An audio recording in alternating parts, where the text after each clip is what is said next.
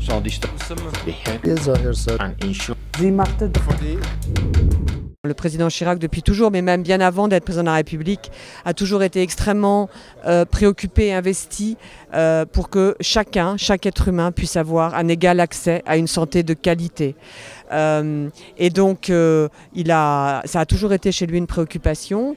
Et tout naturellement, quand il a créé sa fondation, ça a été une des missions de la fondation, continuer poursuivre le combat contre les faux médicaments dans lequel il s'était particulièrement investi depuis des années et des années. Je pense que ce qui se passe en Afrique est douloureux, difficile à contrôler et que incontestablement ce trafic des faux médicaments, comme nous l'avons dit lors de cette conférence de presse, c'est un problème grave et qui s'aggrave de santé publique. Mais cela dit, progressivement, l'opinion publique commence à être travaillée par le fait que acheter un médicament n'importe comment est un geste qui est plus nocif qu'utile et parfois même qui peut tuer. C'est pour cela qu'on alerte l'opinion publique et qu'on souhaiterait que les pouvoirs publics, les décideurs, les présidents au sommet de l'État prennent une position conforme à ce qui avait été demandé par Jacques Chirac en octobre 2009 avec l'appel de Cotonou, de se mobiliser et d'épauler tous les acteurs de santé, de la chaîne de santé, qui essaient de lutter contre ce trafic. Bon, voilà la situation. Mais ce ne sont pas les populations ne sont pas responsables de ce qui les accable actuellement. Elles sont les victimes. Elles sont des victimes qui sont exploitées par des trafiquants, qui sont des menteurs, des voleurs, des tueurs. Il faut les qualifier comme ça, parce que ce sont des gens qui vivent en trafiquant et en faisant croire à de pauvres gens qu'en achetant un médicament, ils vont sauver le membre de la famille à qui il est destiné. Pas du tout. C'est eux qui s'enrichissent, ce sont les autres qui meurent. Je pense qu'il y a plusieurs choses. La première, c'est que tout le monde doit se mobiliser. Toutes les personnes, mais toutes les institutions, tous les pouvoirs politiques, tous les pouvoirs de santé, tout le monde doit se mobiliser. Donc bien entendu que seule une campagne, la Fondation Chirac, ne peut pas faire grand-chose. Mais ça, plus ça, c'est comme ça qu'on fait avancer les causes. Deuxièmement, je pense que les opinions publiques sont prêtes aujourd'hui, probablement, à prendre en compte ce problème beaucoup plus qu'avant, à le comprendre et donc à se mobiliser et à agir elles aussi. Pour pouvoir agir, il faut savoir. L'information est très importante. Elle est importante dans les pays les plus touchés. Et on l'a dit, le continent africain avant toute chose. Elle est importante parce que ces personnes-là, bien portantes ou malades, sont les consommateurs potentiels pour se soigner eux-mêmes, pour soigner leurs enfants. Donc, s'ils ne savent pas que le médicament qu'ils achètent dans la rue peut être au mieux rien et au pire du poison, s'ils ne le savent pas, ils ne peuvent pas, bien entendu, agir en conséquence. Donc l'information est très importante. Parce que nous, bien entendu, on se dit c'est un sujet, on est au courant, on en prend la mesure. Mais bien souvent, les populations qui sont le plus à risque sont des populations qui ne sont pas informées. Donc l'information est majeure. Deuxièmement, je pense que si les opinions publiques commencent à se mobiliser, les gouvernements ne pourront plus ne pas suivre. Et donc, ils se mobiliseront, ils prendront les décisions, ils agiront à leur tour. Et pour finir, je pense qu'au niveau mondial, tous les pays sont potentiellement touchés, en particulier à cause d'Internet. Bon, et donc, je pense que l'opinion publique mondiale, aujourd'hui, est mûre pour prendre enfin la mesure de ce trafic criminel qui est presque, à mon avis, sans commune mesure avec ce qu'on a pu connaître jusqu'à présent. Et donc oui, une campagne d'information, c'est très utile. Toute seule, ça ne sert à rien, mais c'est très utile comme tous les autres acteurs de la lutte contre les trafics sont aussi très utiles. C'est en additionnant les énergies qu'on fait avancer les causes. Cette convention Médicrime a pour but de donner une arme pénale aux décideurs politiques locaux pour tenter de mettre un terme à ce trafic. Et c'est très important que cette convention soit appliquée et qu'elle soit appliquée en particulier en Afrique. Alors, le drame, c'est que les pays qui signent n'ont pas toujours, et même pas souvent, les moyens de réprimer ce trafic, de le contrôler dans les ports et de le réprimer ensuite.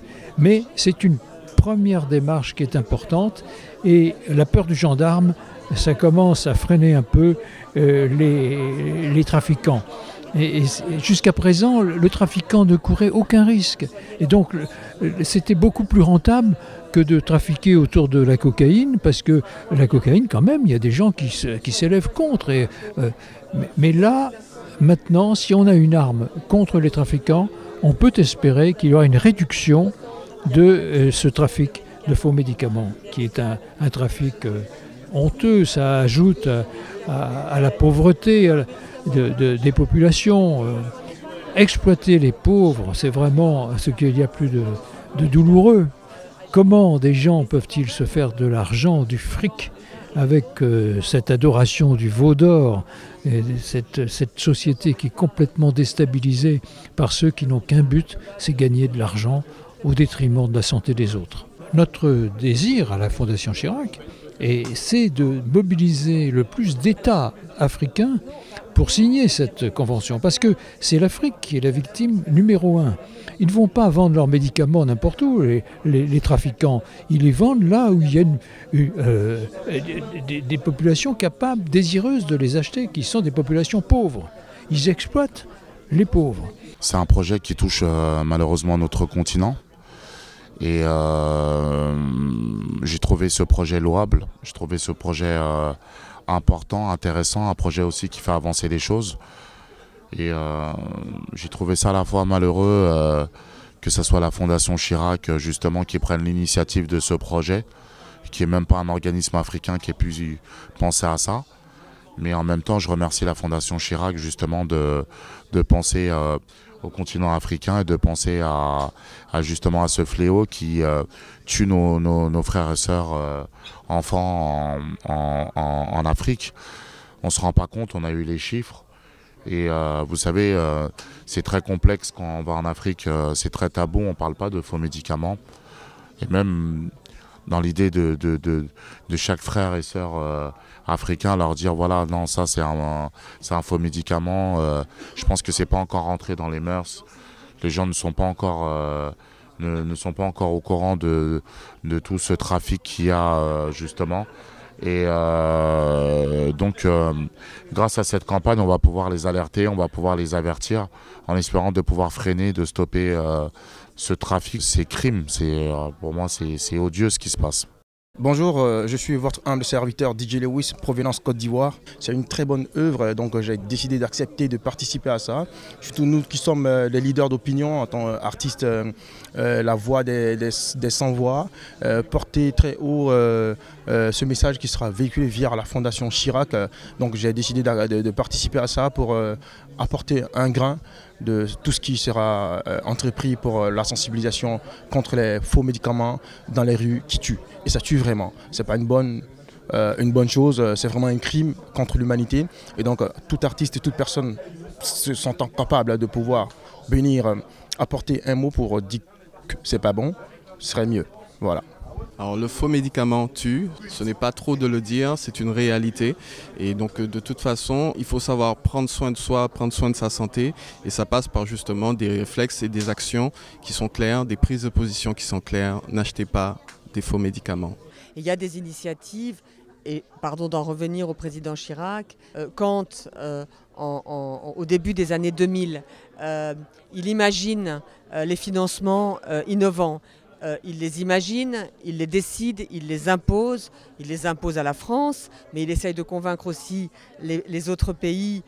En l'occurrence, ça avait pris la forme d'une taxe sur les billets d'avion. Bon, c'est pour financer précisément la santé, qui je le rappelle quand même est un des biens mondiaux de l'humanité, selon l'ONU. Et donc c'est pour financer la santé, c'est pour financer la capacité de chacun à soigner les trois grandes pandémies mondiales que sont le paludisme, la tuberculose et le sida. Donc il y a des moyens d'agir. Cause nationale, c'est une riche idée que vous émettez, et moi j'y souscris tout à fait. Je pense que les premiers concernés sont ceux qui doivent prendre aussi les décisions les plus adaptées et les plus mobilisatrices. Et il faut en effet qu'il y ait une mobilisation de l'opinion publique locale. Ce n'est pas l'opinion publique d'Europe qui va se mobiliser pour l'opinion publique d'Afrique. L'opinion publique d'Afrique est majeure, elle est en devoir de se mobiliser contre ce drame. Et en élevant la lutte contre les faux médicaments au niveau d'une cause nationale, vous avez tout à fait raison, c'est une très bonne idée et qui devrait être prise par les décideurs politiques. L'enjeu de santé publique aujourd'hui est tel que je pense qu'aucun gouvernement ne s'en désintéresse, aucun gouvernement n'est en situation aujourd'hui de réfléchir, de décider, d'organiser. Ça ne se fait pas du jour au lendemain. Je pense qu'il y a des solutions, qu'elles doivent être mises en pratique, que bien entendu, si le médicament est à des prix exorbitants, les populations ne peuvent pas y avoir accès. Mais il y a aussi beaucoup de travail à faire sur les réseaux de distribution. Parce que c'est vrai que c'est bien là où est le problème, c'est que s'il n'y a pas une pharmacie partout, alors il y a des dispensaires, il y a 1000 choses qui sont possibles, il y a 1000 solutions, il y a 1000 acteurs et je pense qu'aujourd'hui il faut que tout le monde se mobilise et je pense qu'aujourd'hui c'est ce qui est en train de se produire et que peut-être pour la première fois on peut éventuellement espérer progresser. Mais on ne progressera pas sans la mobilisation de chaque individu consommateur. D'où l'importance de l'information, de la campagne que nous lançons est vraiment en direction des populations pour les alerter, pour les informer et pour qu'elles puissent elles-mêmes agir aussi sur le terrain.